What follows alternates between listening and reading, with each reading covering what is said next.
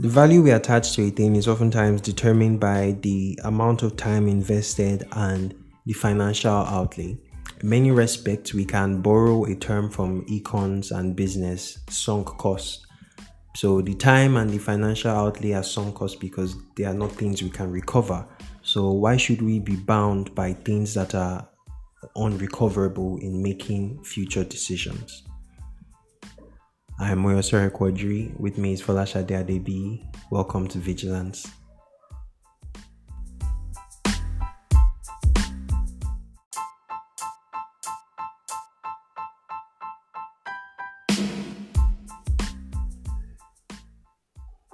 The other day I was scrolling through Veegil and I saw this very interesting debate topic started by one of our users.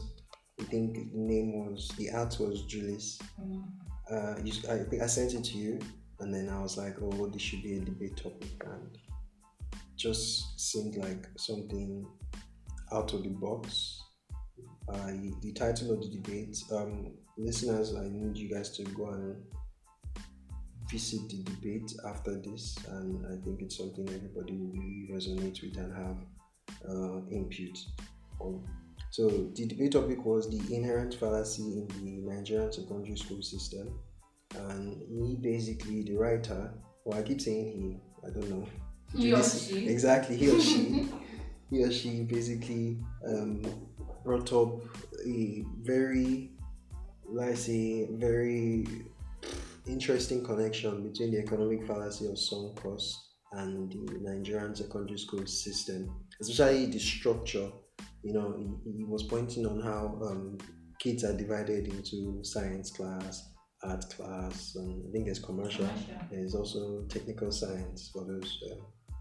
No, I think the technical science part is part of the they're actually science. Different. They are the same in secondary school. They have. In mine, they were actually different. There was science and there was technical science. My senior secondary school. Hey, but I don't know. It's under science. Okay, it's on. Moving on. Then so what he meant by the sunk cost fallacy, I can remember reading this and immediately like thinking, oh, what was that? So he basically generally value is determined. The value we attach to a thing is determined by the amount of effort we've put into a thing. The amount of effort, let's say financial outlay we've put into a thing. In terms of education now, let's see in the arguments, for example, between free education and paid education. Most people say in an economy that operates free education, the cost is the lack of value people were attached to that. That I'm getting something for free. Exactly. Yes. So I don't want to about it. Exactly. I can drop out and maybe when I'm ready to go. When I'm ready to go back, exactly that type of thing. But when you're actually paying for something, you're really more calculated in how you make your decisions, that type of thing.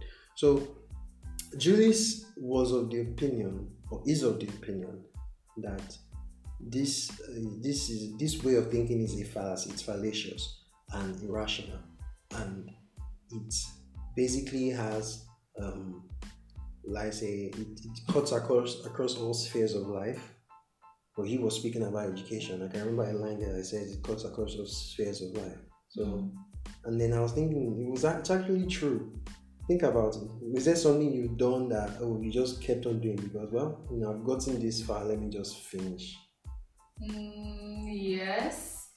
Well, I don't have I studied English in school. Yeah. Then at a point I wanted to change department because English was not the focus for me. But I was like, I've started this thing for a long time. Let me just get your degree, exactly. Yeah, maybe I'll go back to school and do what I want to. So from the debate by Julius, it could be your secondary school foundations that caused this, because if you were not you went to art class, obviously. Yeah. So if you're not put in art class, for example, you would have been taught through your senior secondary school years all the topics, all the courses, or rather you'd have had the option. Wouldn't that be too much? Exactly. Well, Well, you sign up, you enroll to classes. Well, anyways, let's just get into the podcast. So, it's the inherent fallacy in the senior secondary school system. What secondary school did you go to? I went to two secondary schools. How? A junior secondary school and a senior secondary school, for different schools. Oh, then this doesn't really apply to you. Was there like a test between GS3 and SS1? How did you do it in your second school? Second secondary school? Is it my first secondary school or my second secondary Your second secondary school. My second secondary school. I think I already made up my mind then in junior school that I want to go to art class. Because they did something like a career. Well, I think it would have been much difficulty for students then to decide what they want to do.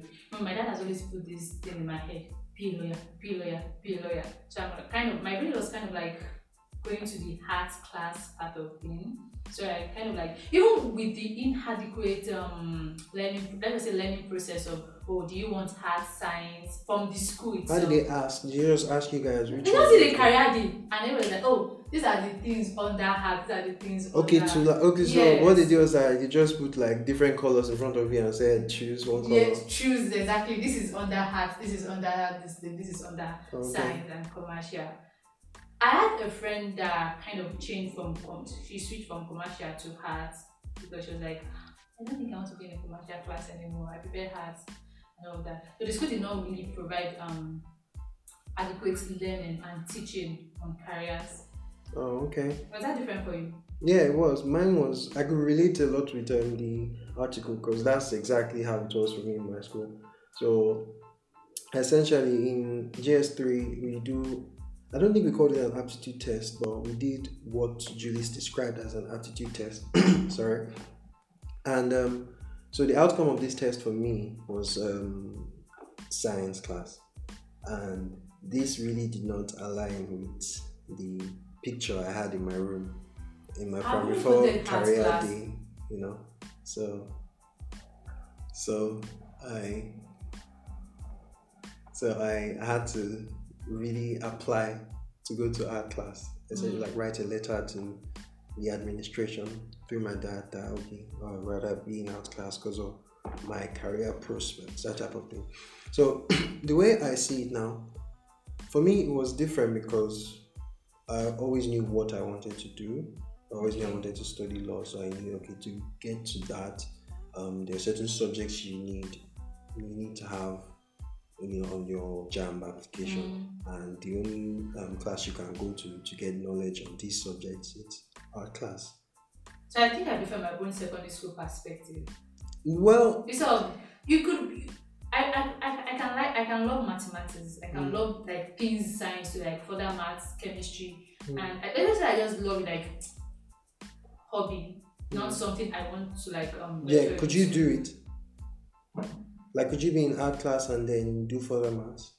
It's impossible. Because of the calendar? Yeah, because of the calendar. Yeah. It's structured. Exactly. So uptight. Exactly. So, essentially, although there are two different methods, it's the same result. The same result was you ended up in art class, your friends were in science, commercial, art also, and it was the same for me too. So we were all divided. And from Julius, it was like the flaw in this division is that in setting out calendars, in planning out a calendar and structuring the academic session, the administration will now have to plan classes based on the divisions. That at this certain point in time, art class will be having these classes. Kind of how it is in secondary university. Yes. 100 level has this class, that type of thing. You get so. All these, so it was like this is a flaw because calendars should be set according to courses, because students should not have to be bound by a decision they made when they're in SS2 by a decision they made when they were in GS3 rather. Now that they're in, let's say, SS2 or something, because a lot can happen in 3 years. And then we were so childish. Yeah, so but then even minus the childishness, in a way, my argument, I agree with him, but then my argument against like the topic would be, do you really want to give a child that amount of choice? I mean, if you ask a child, for example, would you go to school? Would you sit at home? We all know what They'll every prefer to child sit is. at home. Exactly. Only a few Mm. children, We want to. even I say this few very, just for the sake of being, in the middle.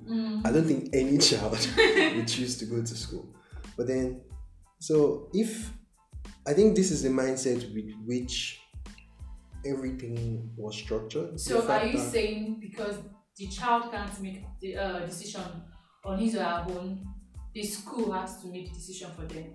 I would say it was part of the thinking process. I would say that's why. I would say it was part of the thinking process. But let's just look at it from this angle, introducing them to everything, to all subjects, to everything. I think it would be too much for them to handle. It would be too much for an individual to handle. Doing this, doing that, with all with the curriculum.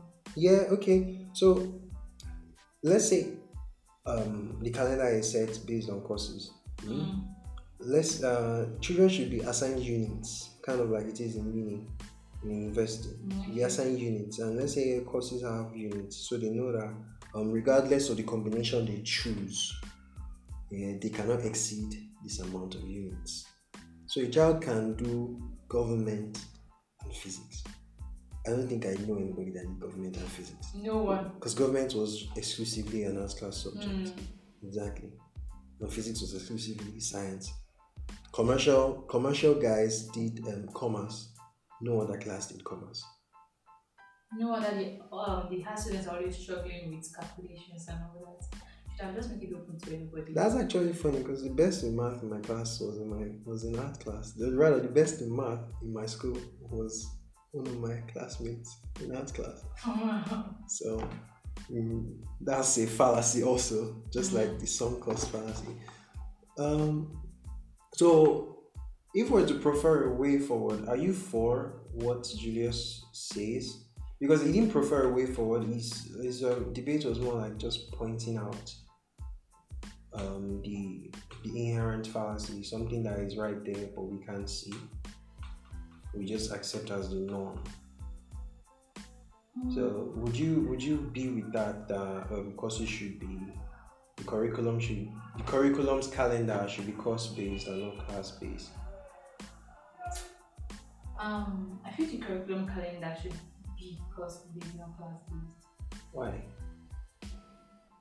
Well, I'm still of the opinion that exposing a child that can't, I'm not saying a child can't think for his or herself, but I'm just saying exposing the child to something important like a life decision is somehow, so I feel. Isn't that what school prepares you for? Yeah, but it's better. It's better. Okay, it's better for them to just guide them, so to say. At least my friend switched from classes now. When she was like, oh, I think this is when she was like 18 and she could. I'm not saying she can't think on her for herself, but. Well, that switch now. Something. How did it affect her? Because even if she switched, at the point she switched, the level of the curriculum they would have covered, she still has like a backlog of things to She has to understand. Take extra classes. Exactly. So that's just more time being wasted. Something that could have been. You know how they say prevention is better than cure. Prevention is the two theories are not balanced, so to say. It's not as if one is better than the other.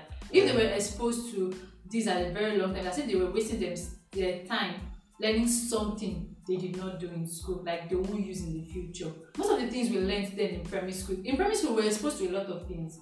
We were exposed to drawing, we were exposed to civic education and all that in primary school, but it was not possible. What do you mean drawing? Drawing is still. No, I don't like drawing, and I was exposed to it. Do I need it now? I'm not an artist. I don't draw. So it was a waste of time for me. So you had to do it to realize that it was a waste of time. Yeah, it's a waste of time. So the two theories are not balanced. They are not. Yeah, I think, okay, so what you're trying to say is there are flaws in everything. Yes. Yeah, but for me, I'm with him. I think course-based, especially what I said earlier about children being assigned units. I think very early on to teach them responsibility. Because if they know that, okay, this is how secondary school works, very early on they are really thrown into the position of having to decide their future. because I think career days leading up to all the career days you do in primary school and everything, everybody just plays dress up. Nobody takes it seriously. Yeah. Yeah. So if you're now like giving the steering wheel to your life like that, well, not everyone, obviously, not everyone would take it the same way. Not some people might not be able to handle it. Yeah. Because even the current academic structure as it is, the system, the division that is going, some people still can't handle it. So I'm not saying the switch would be perfect, but it will definitely teach them more responsibility. That's for one. Then let's say we probably have happier students. I feel like there are a lot of sad people in university. Because of the distress. Yeah, because imagine, okay, you get into university to do mass comm, yeah, and then you get to mass comm and then you realize, oh, you want to switch. You know, in some ways, switching programs in university, they still refer back to your 100 level. not Yeah, even your they 100 do. level. It's like 100 level is the foundation for everything. Yeah, even minus your 100 level, like the courses you did in JAM, they make reference to it. So in case you now want to switch from, let's say, mass so comm difficult. to Yeah, I accounting. remember a lecturer of mine then in university. He was teaching us something and he was like, oh, you guys must have done this in secondary school. Imagine someone that switched through. I'm like, I did not do this. Exactly. I don't understand. So the thing is, they won't even allow you to switch because someone that did that is doing mass comm you can't switch. You have to has do jam. has the scores rather these the scores. It's like a foundation. It's just like It has the foundation of government, knowledge. English and all that. It doesn't have accounting or commerce or whatever it is they do. I think it's commerce, right? Yeah, it doesn't have commerce or finance. It doesn't have that, and he's not going to cope. His interest is just going to be passion and not really qualification. Do you think the Nigerian government should try to infuse the two, since there are flaws in both? Well, I don't think they should try to make something just infuse them in. I don't think there is anything that is without chaos in a way. I still prefer the children deciding. Yeah, but take it away from the just theoretical conversation we're having now in the African setting, in the Nigerian setting. Your parents don't think you know anything. Yeah. Your parents decide for you. Exactly. I mean, they try as much as possible to respect you and treat you like a human being, but in the end, it's... You're not the thinking being. No, how much trust do you really want to give a child? How much trust do you want to place in a child to control their own life? You have to guide them. And sometimes guiding them means making impositions, like, stamping your feet down, that type of thing. So is our solution nothing? Like, we're not arriving at the conclusion yet? I feel we should infuse both. Because we're really not driving at anything. So how would you strike a perfect balance between both of them? Division and indivision. Well, don't worry, take your time. Each child should be assigned to a teacher. You get? Each child? I know it's... Do you know how many children are in secondary school?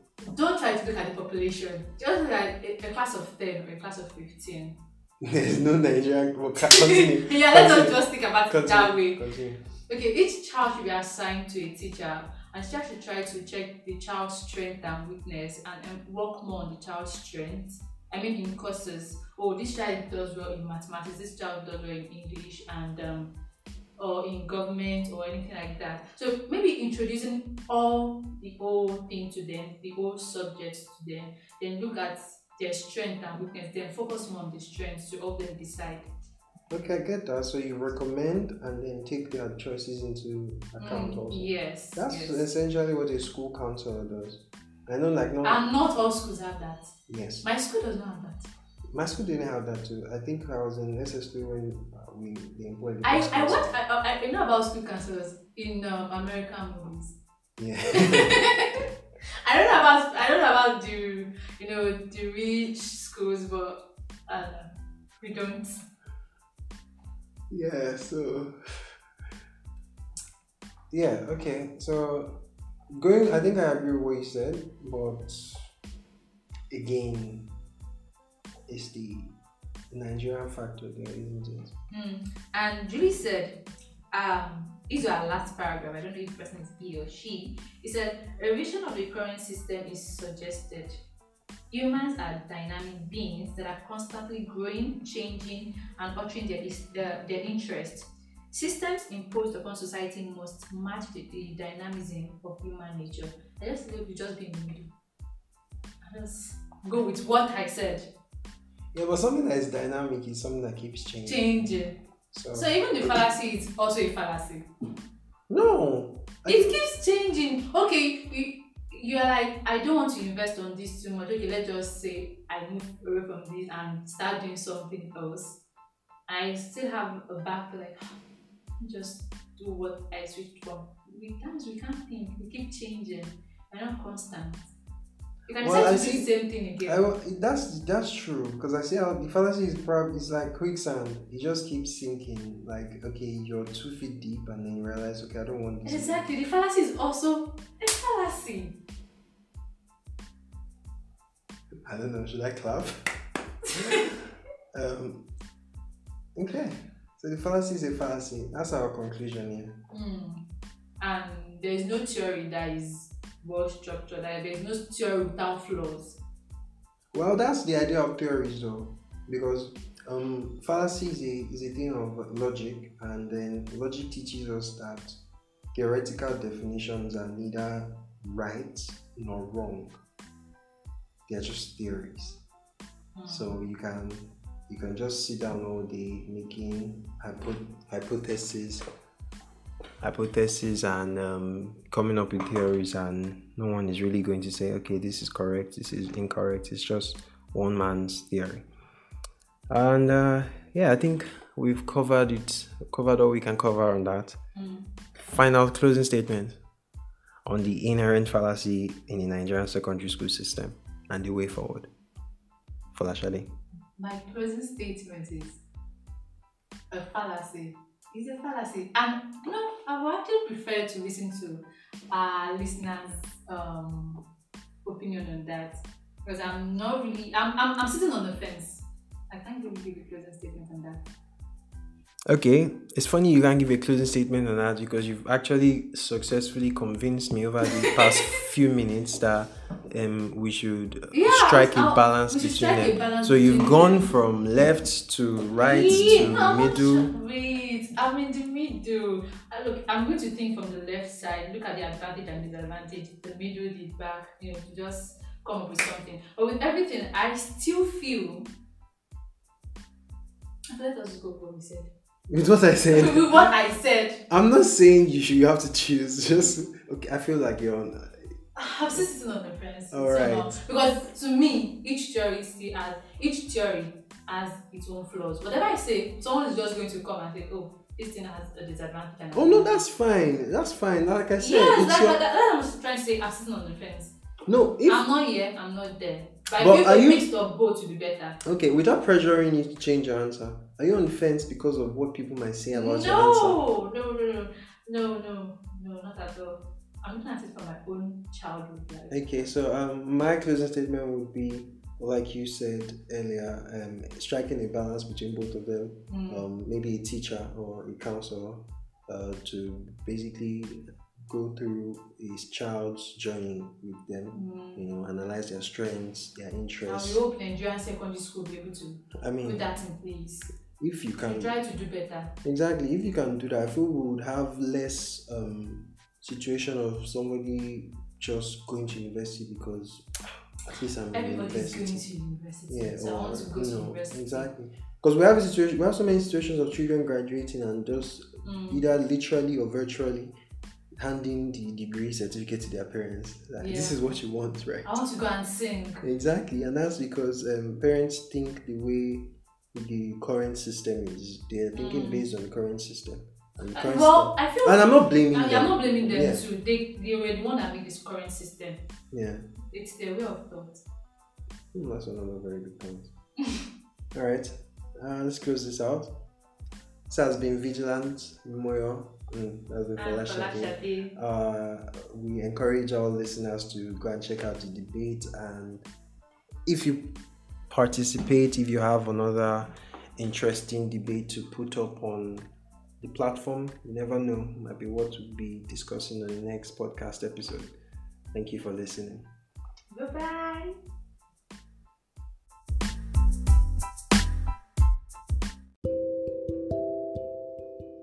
Do you want to be politically oriented? Do you want a platform where you get updated with social-political issues? Then Vigilance is the right place for you. Join Falashade Adebi every Fridays 4 p.m. WAT to discuss socio-political issues in society.